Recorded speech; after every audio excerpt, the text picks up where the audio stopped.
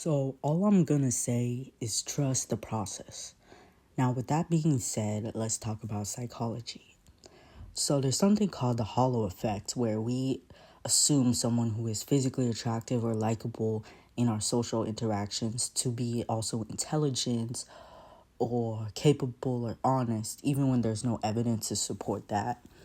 And I think this is such an important thing to be mindful of because it can affect job hiring, social perceptions, like who you allow to be your friends, who is the teacher's pet, yada yada. Like all this stuff, the hollow effects can affect because it's something that's psychologically ingrained in us and it's part of the human bias.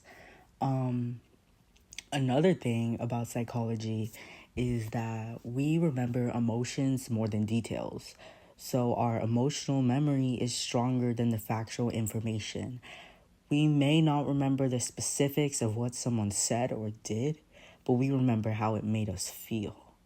Another thing is mirror neurons, which help us empathize. When we see someone crying or smiling or whatever outward expression of their emotion they may be expressing, our brain activates similar regions of the brain so to simulate that we are also experiencing those emotions. So if we see someone crying in a TV show, we might be more likely to cry because our mirror neurons are trying to get us to empathize with that person. Another thing is lying online is easier because accountability is limited. Anonymity reduces moral restraint. We feel detached from our actions because they are detached from our face. Dishonest behavior is more prevalent in digital interactions because of this.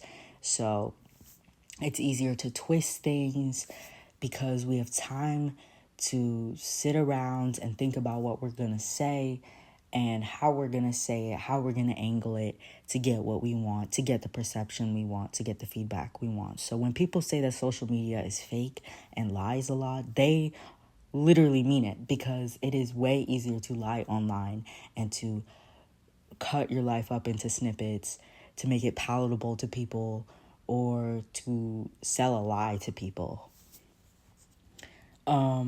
Multitasking actually reduces efficiency.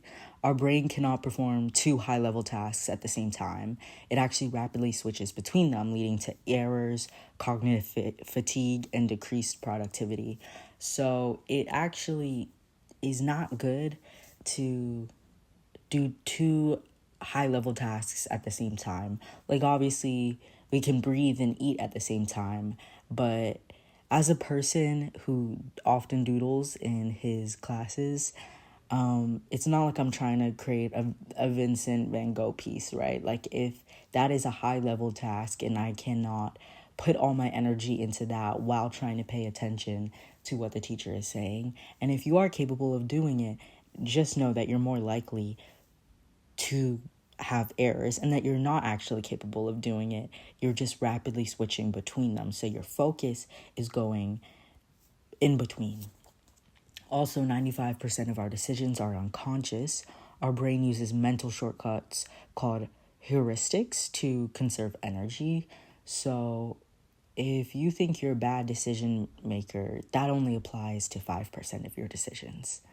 And body language makes up 55% of communication, including posture, facial expressions, tone. So this can also really make us think about when we're texting that 55% of communication is non-existent.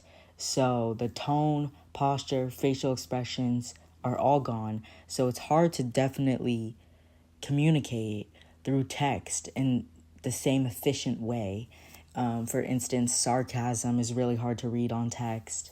And someone's actual tone or meaning of what they're trying to get across is really hard to read on text. So that's why it's actually best not to argue on text, because that 55% of communication that maybe is showing that you're not as angry or you're trying to understand what they're saying, they're not going to receive that. Humans also have a conformity bias, which is a survival mechanism tracing back to evolutionary needs for group acceptance. So we instinctively conform to norms rather than stick out. So this, I feel like this can also play into trends. Like, people do trends, they dress in the trends, they do the things that the trends say to do, they do what society says them to do. When a child grows up, they learn what society wants them to do. And we use this conformity bias to blend in and conform to norms, even when we know that those norms are wrong or perhaps backwards or not the best for human advancement. We still stick with them because that is a survival mechanism. Now, rejection and social exclusion activates the same brain areas, like the anterior cingulate cortex, as it would when you experience physical pain. So essentially, when you're rejected or excluded from society, your brain is activating the same areas that are activated when you experience physical pain. So that's why rejection often hits really hard. This is a particularly concerning psychological fact, is that first impressions are formed in under 7 seconds. So that is not the greatest thing ever, but obviously that doesn't mean that people's perceptions can't evolve. But people's first impressions are formed in under 7 seconds, which isn't great for me as someone who's kind of all over the place and doesn't understand social cues. Another interesting is that scarcity triggers desire. It's called the scarcity principle. It's used in marketing and consumerism. We only have 2 left in stock. Come buy them. This is the rarest type of material ever. This is the only medication that does this, this, and this. And it makes people want it because scarcity triggers desire. And this might also be connected to people liking mysterious or seemingly unavailable people, like, because you desire something that is scarce. Another interesting thing is people are less likely to respond to someone who needs help if other people are present. This is called the bystander effect. I think it's because you feel less spotlighted to act on a moral compass, to act on good morals, because you can just blend in and you don't feel like it's your moment to shine and do something good.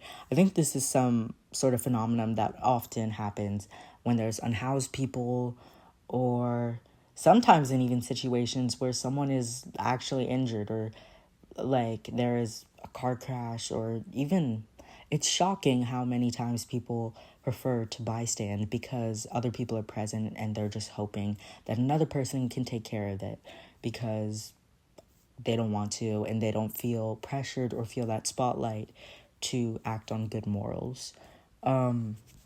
Another thing, this is called the actor-observer bias. It's when we blame our shortcomings on external factors, but attribute other people's shortcomings to their character. So we think that we're failing because of this and this and this outside things preventing us, but we attribute other people's failings to the fact that they're just not good enough, and that's an internal thing about them. The brain makes up 2% of our body weight, but takes up 20% of our energy. It has 86 billion neurons, 2.5 million gigabytes of storage, and around estimated roughly 50,000 thoughts daily. And yeah, this is all my psychology facts that I've been reading today. I hope this was interesting.